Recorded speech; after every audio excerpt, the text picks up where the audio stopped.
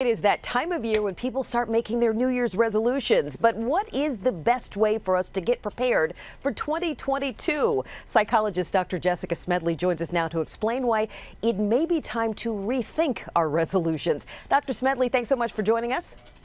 Absolutely. Thank you for having me. You know, this is the time of year where people set their resolutions, their goals, from losing weight to starting businesses and everything in between.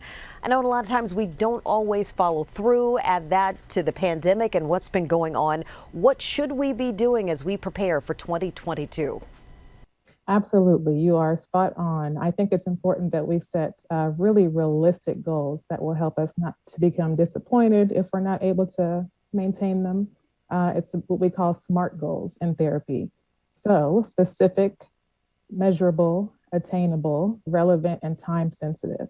So it's important that they are very specific. You mentioned weight loss being a big one. And so instead of saying, I want to lose weight, be very specific about how you want to do that. Okay.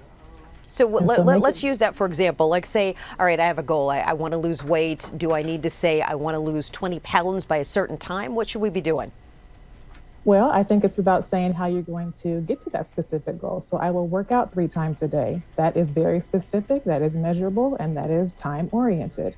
That makes sense. It helps you to identify what time of the day that you want to do that so that you know at this time, I'm going to block off this to create a boundary so that you're able to follow through. We need to be more mindful about how we're going about setting our goals.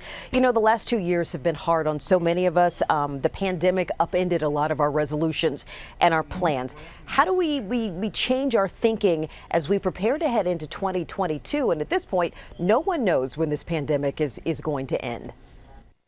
Absolutely. I think it's about staying grounded and remembering what we have to be grateful for. A lot of times uncertainty is a big catalyst to our anxiety, to our depression and worrying.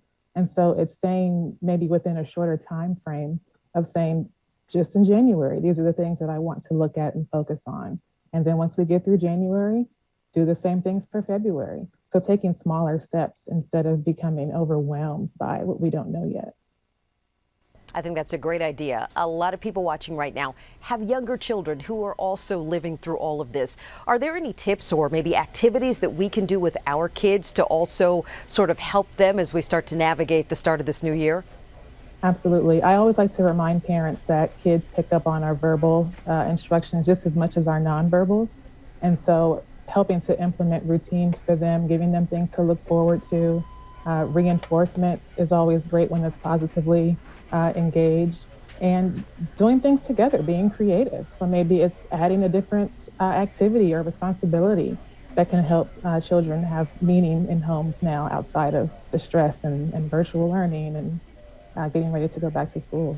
Those are all great ideas, and I'm taking note, and I know people out there are right now. Dr. Jessica Smedley, thank you so much for joining us, and Happy New Year to you. Thank you. Happy New Year to you.